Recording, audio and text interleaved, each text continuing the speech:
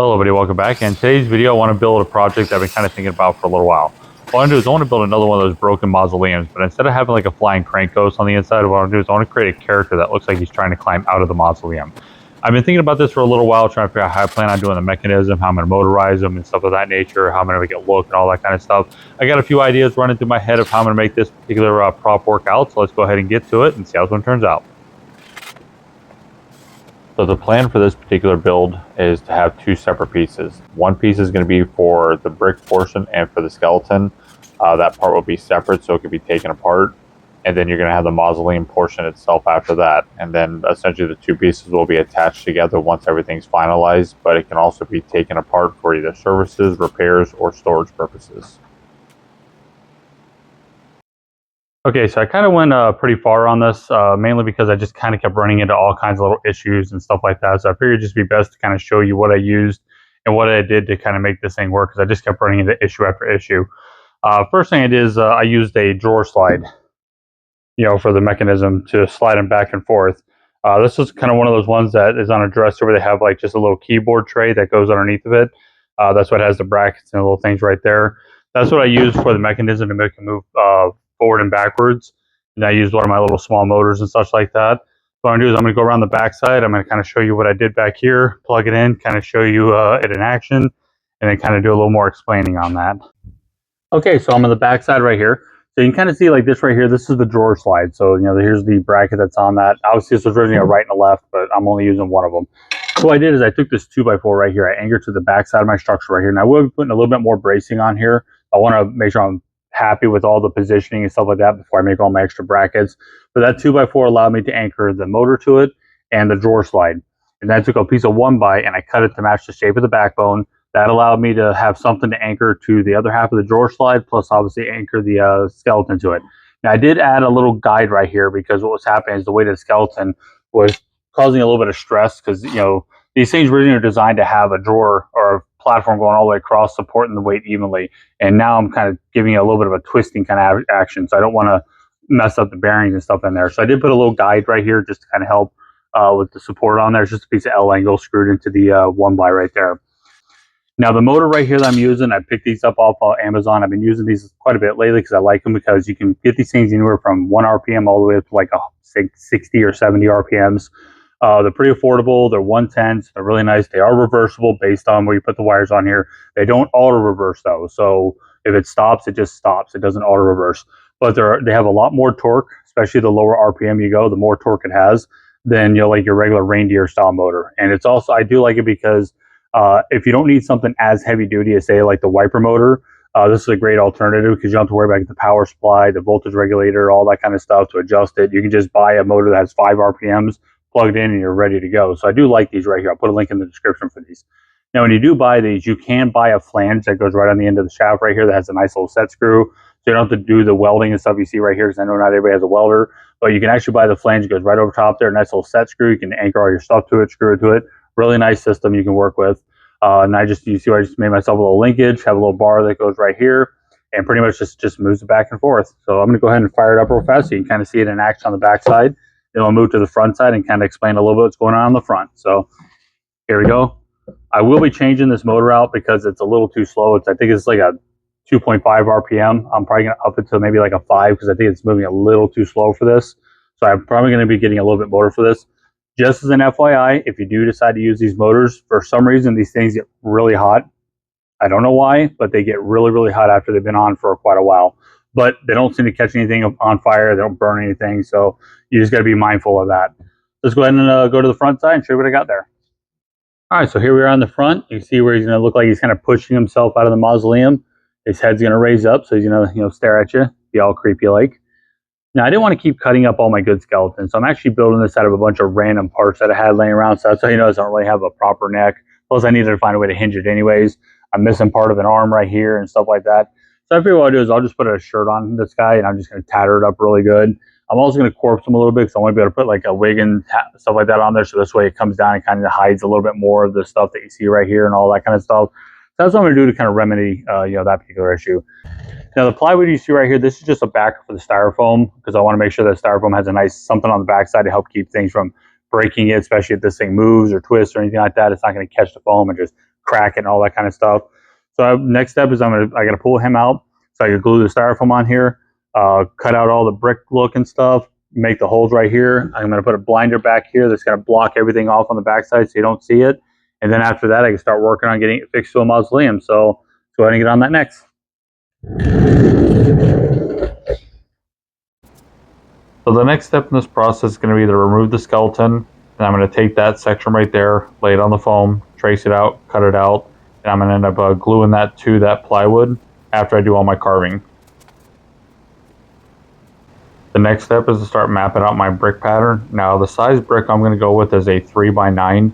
That should look pretty good for the overall size of this prop. Now for the fun part that I'm sure everybody enjoys, taking a router and a straight edge and cutting all those little lines.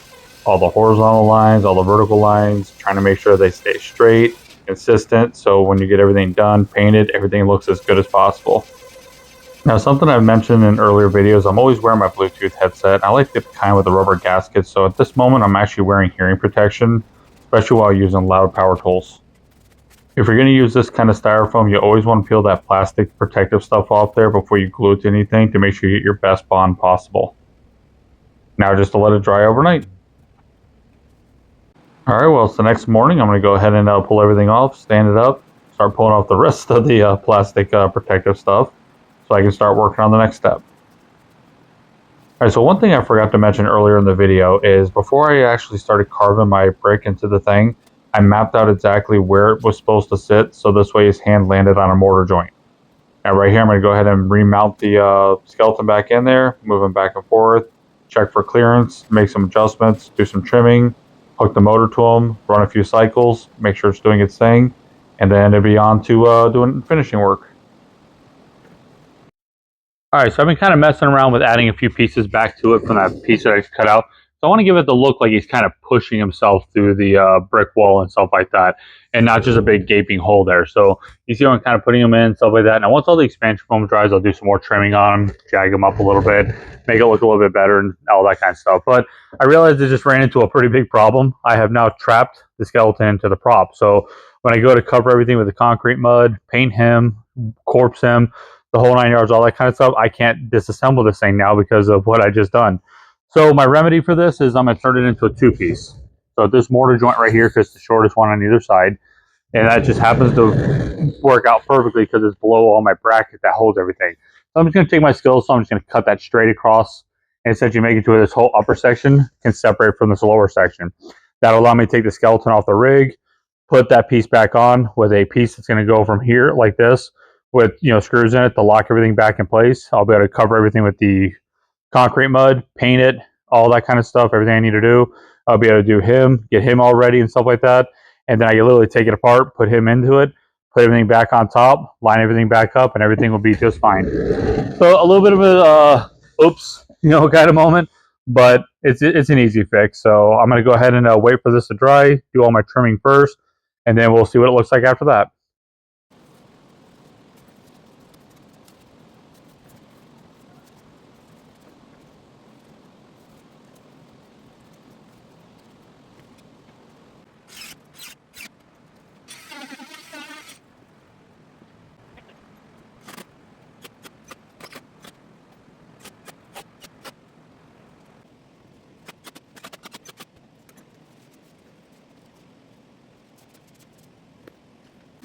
So all I'm using right here is just an exterior gray latex house paint and some tile mortar mix, also known as thin set. Just mixing it up, putting it on super heavy, make sure I got great coverage. Then I'll come back, clean out the excess lines, and then after that I'll take a paintbrush and some water, finish smoothing everything out, but still leave things a little rough to keep it natural. So what I'm doing right here is I want to create a pile of bricks, because I want to make it look like as the bricks fell down, they didn't just disappear. Because when they fall out of the opening, they're going to pile up in front of the wall. So that's essentially what I'm doing right here. Alright, so with everything covered in the mud and its first coat of paint, I'm going to let it sit out here and dry. Now, of course, the sun decided to hide behind a cloud, but still going to let it dry for a little bit and then bring it back in. Alright, so now to try my hand with this whole corpsing thing again.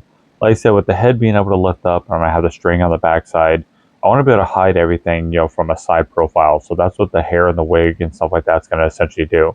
But you really can't just put a hair or wig on just a straight skull by itself because that doesn't really make a whole lot of sense. So corpsing is something that kind of needs to be done for that. Alright, so one of the best ways I found to paint my brick is after I use that gray paint to mimic my mortar joints, when I use my roller right here, I'm kind of almost doing it as a dry brush kind of thing where I'm putting very little paint on the roller, just enough to hit the high spots but not get into my mortar joints so it doesn't ruin my look. Alright, so what I'm doing right here is creating different shadings on the brick. If you ever look at a real brick wall, they're not all the exact same tone. Some might be a little lighter, some might be a little darker, something like that. So that's essentially what I'm doing right here to try to give it the most realistic look possible.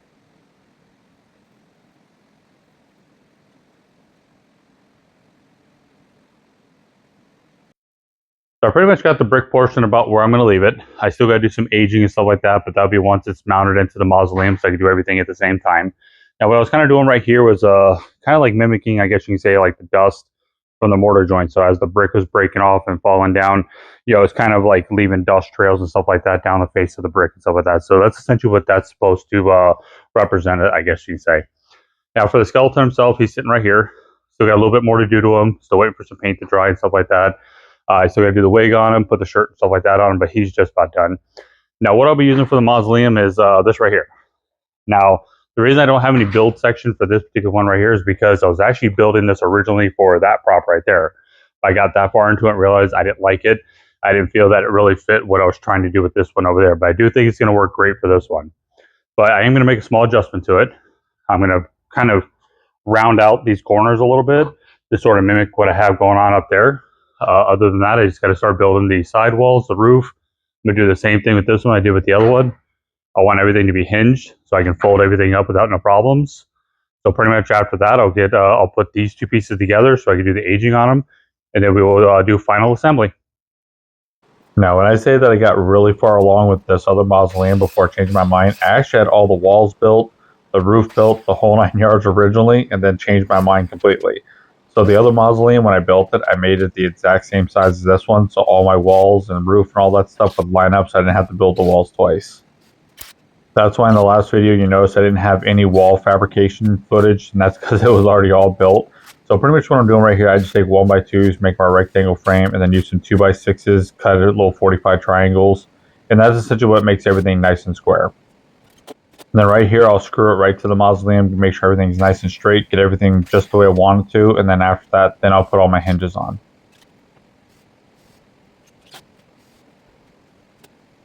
To give myself a good reference line for cutting on the miter saw, I'm just making myself a nice little straight line where it's perfectly square, and I can use that to create all my miters.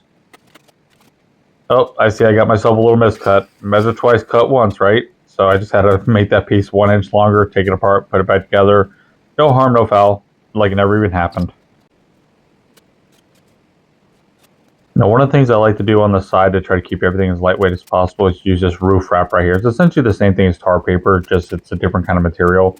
It's also nice because it's already a gray color and you don't really have to paint it if you didn't want to. Next is my roof piece. I've already put some caulking on the 1x2s. I'm just going to take this masking tape, try to hold it down as best I can until everything dries, and then after that, the roof will be done.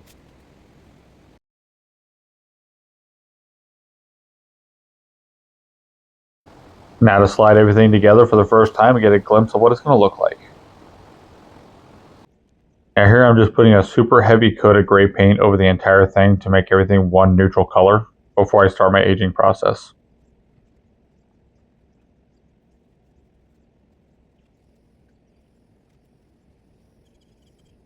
Now with everything essentially being one neutral tone, the whole thing's starting to take shape and starting to look pretty good.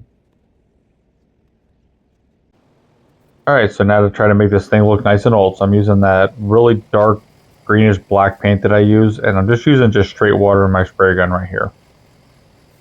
The goal here is just to put the paint on there and let the water do the work. As it runs down, it's just going to give it the most natural look possible.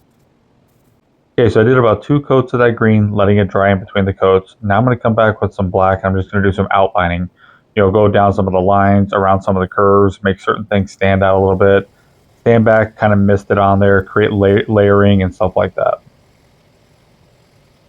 The next is going to be this green color, and I like to spray that across the whole bottom because it gives me a nice transition from the grass to the prop. And I'm going to spray it in a couple other little areas to kind of create like a mossy kind of look. Alright, so right here I'm making a change that I feel is necessary. By instead of the skeleton being attached to the upper section, I want him to be able to still be part of the bottom section when I take it apart. I'm making this change because it makes more sense to have them attached to the bottom and not the top piece. Because when I start taking things apart for storage reasons and stuff like that, it'd be easier to take it apart in sections than it's going to be to try to take him and the top section off all at the same time. Okay, so I pretty much got it fully assembled. I'm going to play around with a little bit of lighting to try to figure out what's going to look the best. And then once I get that figured out, and we will go ahead and fire it up, show you guys this thing fully in action.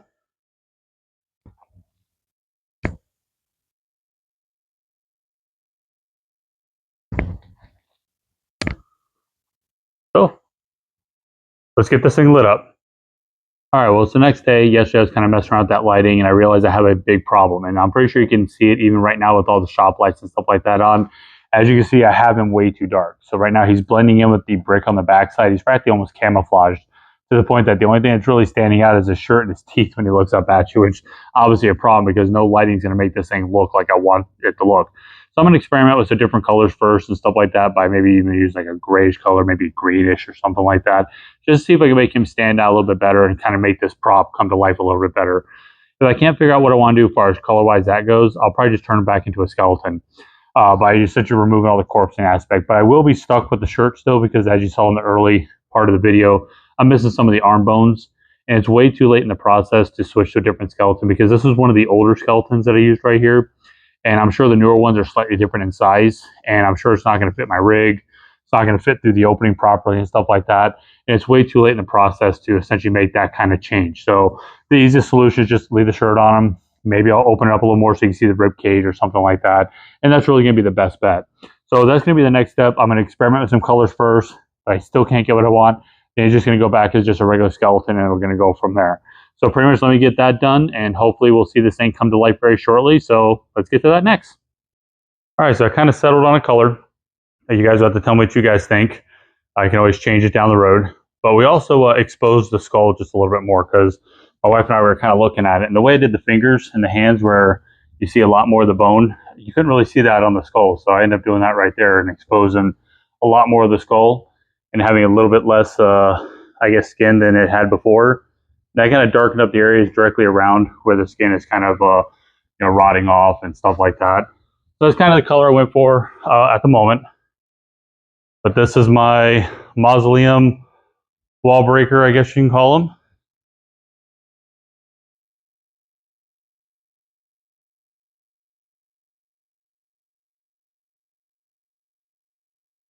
All right, so let's go ahead and shut some lights out and show you what it looks like. All right, so here we are in the dark. I just have an amber filter over top of a white light just to light them up because I think this looks a little bit better. I tried the green, the red, and the blue, and the purple, and stuff like that. And this one just seems to look the best. It captures him better than the other ones did. And it's definitely much better than it was before. At least he's not camouflaged into the background like he was the first time. You guys will have to let me know what you guys think. Now, I'm not 100% sold just yet on this color. It's definitely not the first choice I was going for, but it seems to work, I guess you can say. You guys have to let me know. Now, the other thing I'm not 100% sold on, I'm kind of looking for maybe y'all's feedback a little bit, is those pieces of brick that I kind of stuck right here to kind of give it the illusion that he's kind of pushing himself through the wall. Like, a couple of bricks, completely fell out, landed on the ground, and then there's a few bricks that didn't, fall out because sometimes it might be locked in with the mortar and stuff like that. But it almost feels like it's, now with the shirt on there, it feels like it's blocking too much of it. So I'm really kind of torn whether or not I want to tear that off or, take those completely off and open that up a little bit more, maybe trim them back a little bit, or just leave it alone just the way it is. I'd like y'all's feedback on that. Tell me what you guys think. Do you think it looks okay? Do you think maybe I should trim back or just completely do away with those? But that's another one of those things I'm not 100% sold on. I like the concept of what it was, but I'm not sure it turned out quite like I was anticipating it to turn out. Outside of that, I'm pretty happy with the rest of the prop as far as the whole overall design and concept of this guy breaking through this wall of this mausoleum. So outside of that part, I think it does fit the bill. I hope y'all enjoyed this video. We'll see you guys on the next one, and thanks for watching.